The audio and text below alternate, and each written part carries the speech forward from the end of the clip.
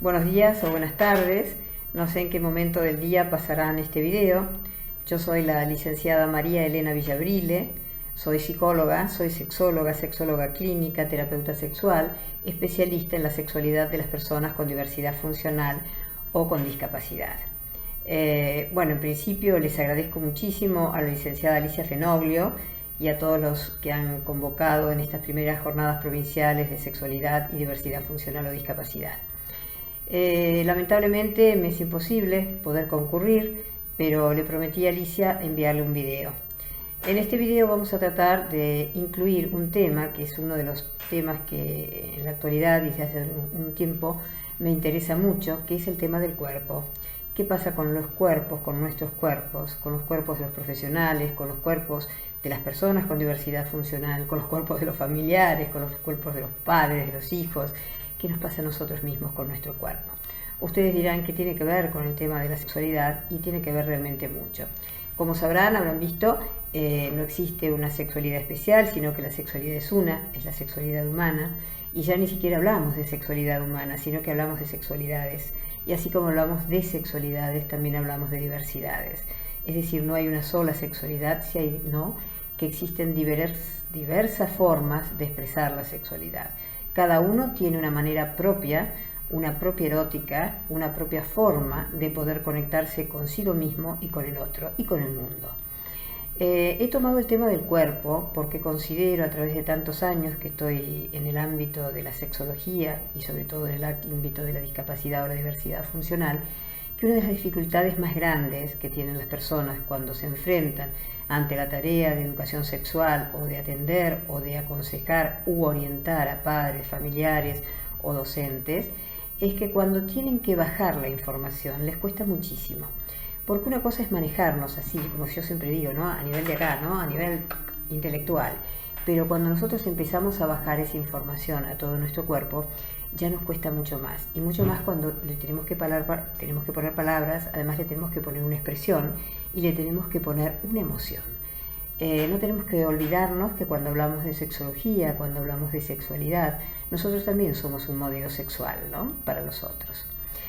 Cuando me refiero al cuerpo, es importante por ahí hacer una pequeña reseña para comprender mejor cómo ha ido evolucionando el concepto de los cuerpos a partir de la historia.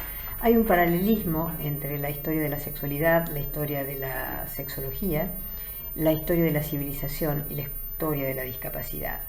Es decir, antiguamente, vamos a trasladarnos a las épocas de los griegos, ¿cómo era considerado el cuerpo para los griegos? El cuerpo para los griegos era considerado como un cuerpo para la belleza, el cual tenía que cumplir determinadas normas que apuntaban a la simetría, que tenían que apuntar a cuerpos bellos, perfectos, con una musculatura determinada. Tal es así que aquellos cuerpos que escapaban a este modelo vigente, que era el de la belleza, eran exterminados, es decir, no eran considerados, sino que más bien eran exterminados y se los tiraba desde el monte Taygeto.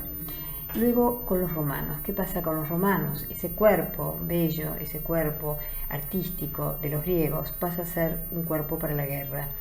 A su vez, también el cuerpo para los romanos toma un papel preponderante, ¿no? Porque no solo es para la guerra, para pelear, sino que también lo muestran e incluyen también el placer. Sigamos en la evolución y pensemos en la época de la Edad Media, por ejemplo. ¿Cómo son los cuerpos? ¿Cómo son los gráficos, las imágenes que nosotros tenemos de los cuerpos en la Edad Media? Donde la religión judeocristiana ha influido realmente mucho. Y recordemos esos cuerpos en esas imágenes, ¿no? Que son todos tapados. Es el cuerpo para el sufrimiento, el cuerpo para la entrega, el cuerpo para cuanto más piedras, cuanto más obstáculos encontremos en nuestro camino, mayor facilidad vamos a tener para llegar a este reino divino. Es decir, se considera a la entrega de los santos, como algo sumamente sublime, ¿no es verdad? Este cuerpo también, que es llamado el cuerpo para el sacrificio, recuerden en la época de Inquisición también, cómo se castigaba a las personas, y no solo cómo se castigaban cuando no cumplían con lo que el poder reinante exigía, sino también como una forma de sacrificar su cuerpo en pos de un ser superior ¿sí? En este caso los cilicios, por ejemplo, que son cinturones con pinches hacia adentro, que se ponían las santas, Santa Teresa de Jesús, Sor Juana Inés de la Cruz, Santa Rosa de Lima también, en general era bastante común. Bueno, también pensemos en eso, traigamos un poquito así a nuestra memoria, ¿no? Esas imágenes que a veces tenemos o que recordamos de las santas que tienen una imagen, unas expresiones muy especiales de éxtasis, ¿no? Recuerdo en un libro, bueno, es una imagen muy conocida de Santa Teresa de Jesús, que está en un éxtasis total. Lo tiene en la tapa el libro de Georges Bataille, que se llama el erotismo en lo sagrado, que se los recomiendo, Georges Bataille, para leer, donde asemejan a este éxtasis de los santos, de las santas, comparado a un orgasmo. Tal es así que en esta entrega total, que es una forma de entrega, la entrega dativa, es decir, doy pero sin nada a cambio, sin esperar nada a cambio, esa entrega a un ser superior, donde muchas veces Sor Juana de la Cruz o Santa Teresa de Jesús dicen, bueno, sentí un dardo que atravesó mi cuerpo, y que viven a través de ese otro, que ese otro es Dios, una sublimación de esta sexualidad. Bueno, Georges Bataille lo asemeja a este éxtasis de los santos o de las santas con el orgasmo. Es esa similitud entre este pasaje que queda como en una línea muy fina, equivalente a la petite mort, ¿no? Que hablan de la petite mort, ese estado entre que existo y no existo, de levedad que sucede en el orgasmo. Bueno, seguimos en esa línea histórica, ¿no? del trabajo de los cuerpos y de cómo son vistos los cuerpos, y llegamos a la época de los años 40, 50, donde el hombre tiene que ir a las guerras, ¿no? Estos cuerpos también son de otra manera, se preparan para la guerra, para producir. ¿Qué sucede con las familias? Queda la mujer en su casa y se tiene que hacer cargo de toda su familia, y muchas veces su marido no vuelve, o por el contrario vuelve, pero ha quedado con alguna discapacidad o con alguna falta de algún miembro. Bueno, es aquí donde aparecen los primeros veteranos de la guerra, en la Primera y la Segunda Guerra Mundial, después en Estados Unidos a partir de los años 60 con el conflicto con Vietnam. Estas primeras personas que vuelven y que han tenido diferentes tipos de accidentes y demás, bueno, pasan a cumplir otra función en la sociedad. Es decir, en principio fueron defendiendo a su país, defendiendo su ideología, defendiendo sus creencias. Luego, la sociedad que los puso en ese lugar y que luego vuelven con deterioros importantes, muchos por supuesto no vuelven, bueno, ¿cómo lo volvemos a reintegrar a esta sociedad? De aquí surge este modelo de rehabilitación médica, donde la persona pasa a un programa de rehabilitación para volver a ser un ser humano o un ciudadano productivo. También esto es importante tener en cuenta las distintas concepciones de la discapacidad a través del tiempo. Evidentemente, si hablamos de los griegos, que no eran seres productivos y que más bien se descartaban, se tiraban, de los romanos, que quien no servía para la guerra, para la lucha, tampoco era considerado. Pensemos en la época de la Revolución y de la Revolución Francesa, pensemos en la Primera y la Segunda Guerra Mundial. Estos cuerpos que no podían ser productivos y que no podían ser guerreros también eran tenidos de lado, eran dejados de lado y no tenidos en cuenta. Entonces la persona con discapacidad ha atravesado a través de su historia por distintos estadios. La Iglesia fue quien, digamos, en algún momento se ocupó más de ellos, dándoles asistencia y protección y comida. Tal es así que también es común ver en las iglesias, en la puerta de las iglesias, personas que están pidiendo, ¿no? una necesidad de esta limosna, que la persona que entra a la iglesia, si no le brinda esa limosna a este necesitado, también se siente como que puede recibir algún castigo divino, ¿no? Esta imagen del mendigo también ha persistido durante muchos años. Luego seguimos en esta historia de la vida con el cuerpo, en donde estos cuerpos que siempre han sido productivos, estos cuerpos tenían que servir para algo, ya sea para la producción. Pensemos, sin ir más lejos, en los años 30, antes de la Primera Guerra Mundial, todos debemos recordar la película de Los tiempos modernos, ¿no es verdad?, con Carlitos Chaplin, donde estaban constantemente en una serie, ¿no?, trabajando en una serie, justamente en un trabajo en serie, ¿no?, y aquel que perdía el lugar, aquel que perdía la rutina, aquel que perdía la serie, quedaba fuera. Bueno, imagínense una persona con discapacidad que siempre queda fuera. Por suerte, a partir de la edad moderna, encontramos que, bueno, que hay... Ay, perdón, apareció mi gato. Bueno, a partir... Esto es muy casero, como ven, ¿no? Bueno, a partir de la edad moderna, encontramos otra figura, otra concepción del hombre, ¿no? Esto surge a partir de los años 50, de los años 60 y mucho más recrudece con los años 90, en donde empiezan a aparecer estos cuerpos que son los no normativos, o los cuerpos que no conocemos nosotros como los ideales de belleza estipulados y que los marca digamos, la moda, sino que por el contrario son los cuerpos reales, son los nuestros, los de todos ustedes que están acá hoy asistiendo a estas jornadas, las de todos nosotros que estamos de este lado y las de todos los que estamos escuchando. Estos cuerpos, que son los cuerpos reales, los cuerpos no normativos, tienen otra forma, tienen otras características y estamos nosotros un poco desacostumbrados a pensar que estos cuerpos que no cumplen los parámetros de moda y de belleza, digamos, exigidos o publicitados por los medios y demás, sienten, viven, cobran existencia y tienen una sexualidad tan importante como la cualquiera de nosotros.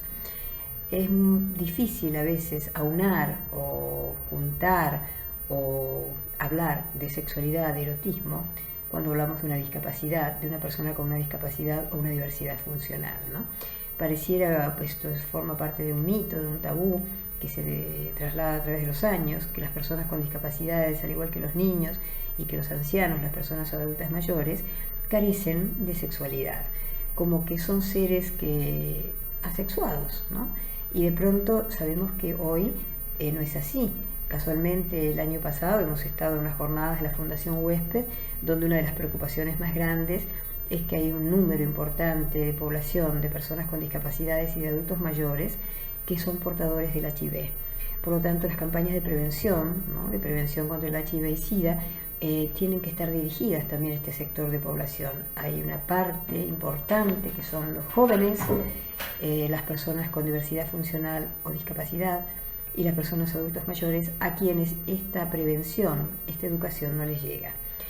Fue muy importante toda la prevención y capacitación que se hizo en los años 80 cuando apareció el SIDA, pero bueno, fue como un boom de ese momento, pero las generaciones intermedias, es decir, las más jóvenes, todavía siguen presentando dificultades a la hora de encontrarse íntimamente, pues no tienen incorporado, no tienen una adherencia al uso del preservativo.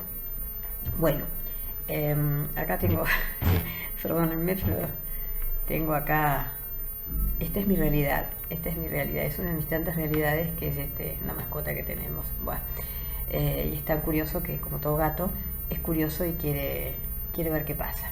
Bueno, no vamos a impedir que nos deje hablar un poquito sobre esto. Cuando yo me refiero al tema del cuerpo, ¿no?, ustedes dirán, pero qué fácil, todos conocemos nuestro cuerpo. Sí, todos lo conocemos, pero lamentablemente conocemos nuestra cabeza, nuestros hombros, nuestros brazos, nuestras extremidades, nuestro tronco. Como conocemos internamente también nuestro cuerpo a través de la materia de biología en el colegio o fisiología, pero además de eso poco sabemos de cómo sentimos, cuáles son nuestras emociones, cómo nos relacionamos nosotros con nuestro propio cuerpo, ¿no? Yo hago una semejanza del conocimiento de nuestro cuerpo con una casa. ¿Qué pasa si nuestro cuerpo es una casa? Una casa en la que nosotros estamos viviendo, pero que pocas veces conocemos. Es decir, hay cuartos, hay habitaciones, hay salas en las que nos movemos y estamos constantemente. Pero hay algunos lugares en los cuales capaz que nunca fuimos, no los conocemos o no los conocemos, sino que ni siquiera nos hemos animado a preguntar qué hay en ese desván. Bueno, yo les invito a partir de esta oportunidad que me ha dado Alicia Fenoglio y todo su equipo, de que podamos nosotros como profesionales, como familias, como educadores, poder pensar qué nos pasa a nosotros con nuestro propio cuerpo como si fuera una casa. ¿Cuántas habitaciones, cuántos altillos, cuántos subsuelos, cuántos sótanos, balcones, ventanas que están cerradas y que nunca nos hemos animado a visitar? Con este reconocimiento de nuestra casa, es decir, de nuestro cuerpo, vamos a poder comprender mucho mejor nuestra propia sexualidad. La sexualidad sabemos que es algo dinámico, no es estático, es algo que se construye constantemente en base al ensayo y el error. Es decir, si nosotros no pasamos nuestra sexualidad, que de hecho nos pasa, nos atraviesa todo nuestro cuerpo, no solo la manifestamos, sino que nos atraviesa desde distintos lados. Yo siempre últimamente estoy hablando del ciclo de la ignorancia. El ciclo de la ignorancia está formado por preconceptos, por prejuicios, por mitos, por desconocimiento, por ansiedad y por angustia. ¿De qué manera podemos romper este vínculo o este círculo de la ignorancia? Únicamente con la información correcta, con la información adecuada. Para cualquiera de nosotros que estamos frente a personas con diversidad funcional o con discapacidad, que tenemos que orientarlos, que tenemos que acompañarlos en su crecimiento, así como los hemos ido acompañando en todo su crecimiento a lo largo de toda su vida, es necesario que podamos acompañarlos también en su crecimiento afectivo sexual. ¿Qué sucede a veces a los docentes, a los profesionales? Que no todos estamos formados o capacitados, o si bien nos formamos y nos capacitamos, nos cuesta tocar determinados temas. ¿Y qué nos sucede? Que muchas veces tocamos esos determinados temas de acuerdo a cómo nos ha ido en nuestra propia vida, en nuestra propia biografía sexual. Y eso realmente, es lo que menos tenés que hacer, ¿no es cierto? Lo que menos tenemos que hacer, porque mi sexualidad no es igual a la de ninguno de ustedes. Por lo tanto, es necesario tener conocimientos básicos, conocimientos generales, bien puntuales sobre nuestra sexualidad para luego traspasarlo a nosotros mismos y que nosotros podamos con nuestro lenguaje, poder transmitir a un otro. Es muy difícil que yo pueda comprender la sexualidad de María, de Juana o de Pedro si de pronto yo no conozco la mía. Uno de los grandes temas en diversidad funcional, sobre todo de tipo cognitivo, es qué sucede con la masturbación. Es muy común, por ejemplo, en el ámbito clínico, en mi consultorio, vienen mujeres o chicas jóvenes que de pronto vienen preocupadas porque no tienen un orgasmo, ¿no? Ellas se sienten patológicamente enfermas sexualmente. Cuando hablamos, o cuando les pregunto si alguna vez se han autoestimulado o se han masturbado, ponen caras de no, nunca, no sé qué es eso. Cuando una de las indicaciones para conocer nuestra propia respuesta sexual es justamente el conocerse desde su propia respuesta sexual a través de la masturbación, muchas veces me dicen, bueno, creo que sí, que alguna vez lo hice. Bueno, entonces es importante que sepamos que la masturbación es el primer acto erótico, privado, íntimo, placentero, que en todo momento la persona, desde que nace hasta que muere, en algún momento de su vida lo ha hecho, lo hace o lo hará. Lo que sí debemos hacer y lo que sí debemos explicar es que es un acto íntimo y privado, que por lo tanto no se hace en público.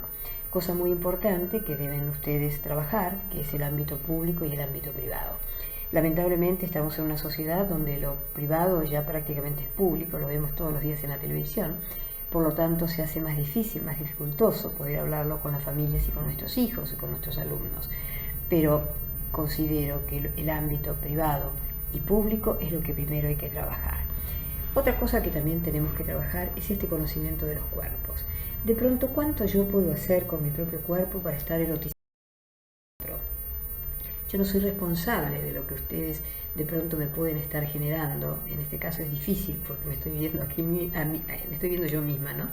Pero si yo estuviera en forma presencial ante ustedes, yo no soy responsable de lo que cada uno de ustedes a mí me está generando. Pero sí soy muy responsable de lo que yo hago con eso que a mí me generan. Entonces tengamos cuidado de cómo tocamos nosotros, cómo nos acercamos hacia el otro, porque de pronto un toque más allá de lo público y que entre en el terreno de lo íntimo, no puede llegar a ser decodificado de otra manera por otra persona. También es importante que les enseñemos, que hablemos de qué nos gusta y qué no nos gusta. Hablemos y respetemos la intimidad, no solo la de ellos, sino la nuestra. Muchas veces sucede que les pregunto a los padres si respetan la intimidad de sus hijos en sus cuartos, en el cuarto de baño y demás, y me dicen que sí, y realmente lo hacen, pero ¿qué sucede? Que cuando este resguardo de la intimidad es de la familia, de los padres, hermanos y demás, no lo tienen en cuenta. El cuidado de la intimidad es algo que toda persona tiene que proponerse y tiene que respetar y hacer respetado. Además, ninguno de nosotros, sea quien sea el otro, tiene derecho a poder saber qué pasa detrás de la puerta de un dormitorio. Todo lo que pase detrás de la puerta de un dormitorio y que haya, digamos, consentimiento mutuo, que no sea nada hecho a la fuerza y que ambos estén de acuerdo, podemos decir que es saludable. No es que está bien o que está mal, es saludable. Hoy los conceptos de normalidad están muy cuestionados. Hoy los conceptos de normalidad no es ni bueno ni malo, ni aceptado o no aceptado, prohibido o no prohibido, sino que se considera aquello que es realmente saludable y que hay consenso, que no hay un tercero obligado o más obligados a mirar y que se da en una situación igualitaria. Bueno, el tiempo pasa y creo que el tiempo que tengo para poder humildemente transmitir este mensaje es bastante pequeño ya, pero lo que les puedo decir o mi mensaje es que recuerden que hay algo muy importante, y me lo dijo el año pasado, que siempre lo nombro últimamente, al profesor Nicola de Cuomo de la Universidad de Bolonia, ¿no? Que un hijo le pregunta a la madre, mamá, ¿quién le enseña al pájaro a volar? Y la madre le dice, hijo, el aire. Por lo tanto, cada uno de nosotros tenemos que encontrar como ese pájaro nuestra propia veta en el aire. Es decir, todos volamos, los aviones vuelan, pero tienen una veta en el aire en la cual vuelan, si no, no podrían hacerlo. Yo los invito a que cada uno de nosotros encontremos nuestra propia forma de volar y que si no estamos todavía preparados, hagamos intentos responsables, y que si no podemos hacerlo, recurramos a la ayuda o al asesoramiento o al acompañamiento de la persona que sí pueda.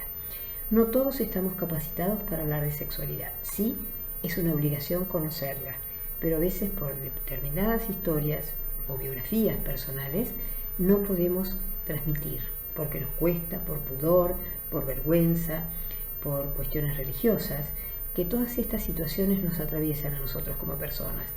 Y estaríamos negando algo muy importante, que es la influencia de la cultura en nuestra sexualidad y en nuestras manifestaciones sexuales. Recordemos que, como les dije antes, cada uno de nosotros somos modelos sexuales para el otro, y si yo de pronto estoy hablando que la masturbación es algo normal, esperable y natural, pero lo digo así, porque la masturbación, ¿no? Es algo que, si yo ya pongo una expresión, un gesto, que a mí me está diciendo que no me es placentero, displacentero, sino que más bien me resulta algo medio desagradable, y el otro lo capta. Entonces, el tiempo se está terminando, ¿no? Pero la sexualidad continúa en toda esta jornada con ustedes y mucho después. Lo importante es que en este pequeño encuentro que hemos tenido, un encuentro muy particular porque es a través de un video, pero es un pequeño encuentro, lo que me interesa es haber generado un poquito de ruido en esas cabezas, que no solo es importante hacer cursos, no solo es importante acudir a jornadas, no solo es importante leer libros, sino que es importante ponernos a nosotros mismos y ver qué me pasa a mí con determinados temas. Yo conozco realmente todo mi cuerpo, sé que siento, hay zonas que sienten más que otras. ¿Qué pasa con mi cara? ¿Qué pasa con mis expresiones? ¿Qué pasa cuando de pronto yo descubro los rasgos, los gestos del otro, y el otro de pronto también me empieza a recorrer mi cara, mi cuerpo, y yo empiezo a sentir que hay determinadas zonas de mi cuerpo que se sienten de diferente manera? No se asusten, anímense. La sexualidad es como el primer beso, ¿no? Es cuestión de empezar y de probar, siempre y cuando no se dañen a sí mismos y no dañen al otro, y que ambos estén de acuerdo o que todos estén de acuerdo. Pero lo mío es una invitación a que conozcan en principio su propio cuerpo, su propia sexualidad, su propia manifestación como ser sexuado y sexual. Sabemos que nacemos sexuales y nos vamos sexuando a través del tiempo. Otras dos palabras que para mí son muy importantes junto con el cuerpo es la impronta y el quantum. Es decir, ese quantum de Alfred Kinsey, ¿no? Que es como si fuera un transportador. De una punta, de un extremo tengo el 0, del otro el 180. Bueno, entre todos estos grados nos encontramos todos, varón, mujer y todos los intermedios, y todas estas son sexualidades y diversidades en sus formas de expresión. Y la otra palabra que también es muy importante es la impronta. Nosotros estamos formados, estamos compuestos por improntas de distintos tipos, improntas placenteras e improntas displacenteras. Tratemos que nuestra aproximación al tema, sobre todo un tema que es cuestionado, un tema al que es temido, un tema al que se acercan las personas con bastante prudencia, de dejar una impronta placentera y positiva. También tenemos que tener presente otro concepto más, el don de la oportunidad. No todos estamos preparados para escuchar lo mismo en el mismo tiempo. Sí es necesario recibir una información adecuada, pero más allá de esa información adecuada, ustedes les recomiendo, cuando estén ante una audiencia o un grupo de padres y demás, tener en cuenta qué tipo de familias, qué tipo de personas son las que tienen frente, qué pueden llegar a absorber o escuchar sin que de pronto bajen una cortina y todo lo que ustedes digan quede en la nada. Porque cuando hablamos de sexualidad, recordemos que tenemos que ser muy oportunos en cuanto a la forma de expresarnos. Recordemos también que estamos atravesados por cultura, por prejuicios, por temores, por desconocimiento. Y una palabra un poco más fuerte, dicha en un momento inadecuado, permite que de pronto todo aquello que podía haber sido un terreno fértil se produzca en todo lo contrario. Que la persona no escuche, que la persona se cierre y que la persona no pueda hacer este aprendizaje que les estoy solicitando o que les estoy invitando a hacer, a recorrer su propio cuerpo. Lamentablemente yo no estoy frente a ustedes, ¿no? Alicia me conoce, bueno, otras personas también, pero ¿cómo nos presentamos? ¿Cómo nos conocemos nosotros? Bueno, yo, María Elena Villa Abrille. Me pueden encontrar en Facebook, o buscar en Google, pero también tengo otra forma que no es mi nombre. Puedo ser psicóloga, puede ser puede ser que soy sexóloga, puede ser que soy payamédica, puede ser que soy mujer, puede ser que soy madre, ahora que soy abuela también, ¿no?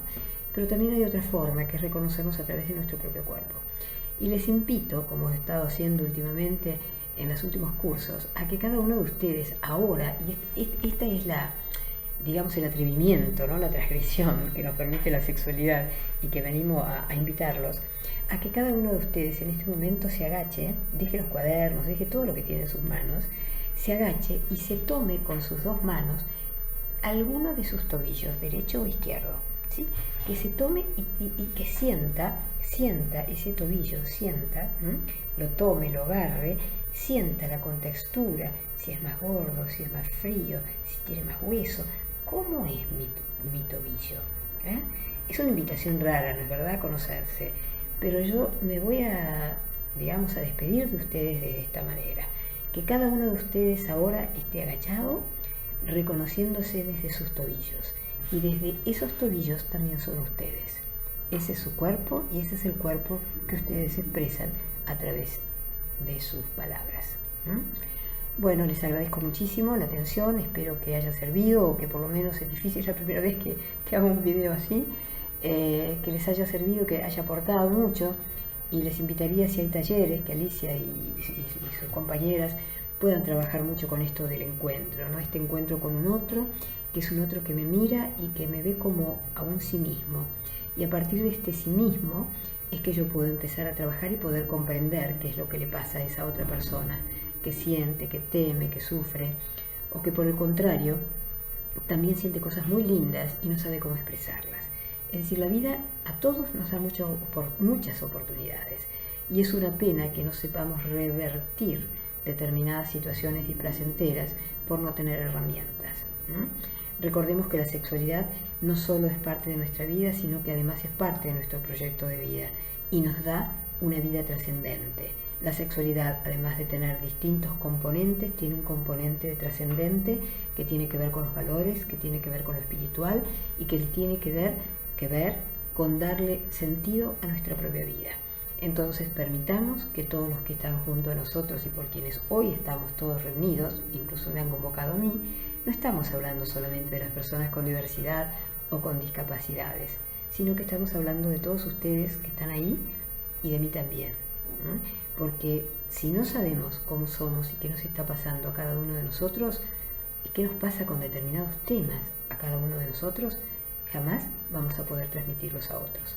Bueno, les agradezco muchísimo, me he extendido del tiempo, pero creo que es válido de pronto esta reflexión, ¿no?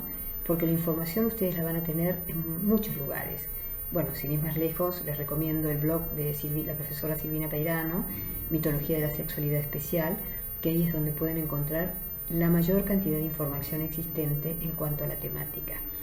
Pero todo aquello que no se encuentra en los libros, que no se encuentra en los blogs, que no se encuentra en internet, tiene que ver con la trayectoria de cada uno de ustedes, con la biografía de cada uno de ustedes, con la historia de cada uno de ustedes. Esa historia de ustedes en forma propia y en relación con el medio, con los demás y con los vínculos. Por lo tanto, es un gran desafío a partir de hoy, y gracias Alicia, esta invitación a, bueno, animémonos. Hoy cada uno cuando se vaya a su casa empiece un recorrido, llegará cansado, yo no sé si hará calor o frío en ese momento, acá en Buenos Aires está medio feo, pero supongo que allá a lo mejor ya hace más calor, llegarán cansados a sus casas, puedan darse una ducha, un baño de inmersión con sales, luego pónganse cremas, descubran ese cuerpo que a lo mejor es un cuerpo querido o muchas veces también es un cuerpo no mirado o no tocado porque no me agrada, pero es nuestro cuerpo, por lo tanto tenemos que quererlo, y si a lo mejor algunas de las cosas que no nos gustan podemos modificarlas, enhorabuena, pero hay otras que a lo mejor no y nos van a acompañar durante toda tu vida, por lo tanto es importante que lo aceptemos y lo queramos.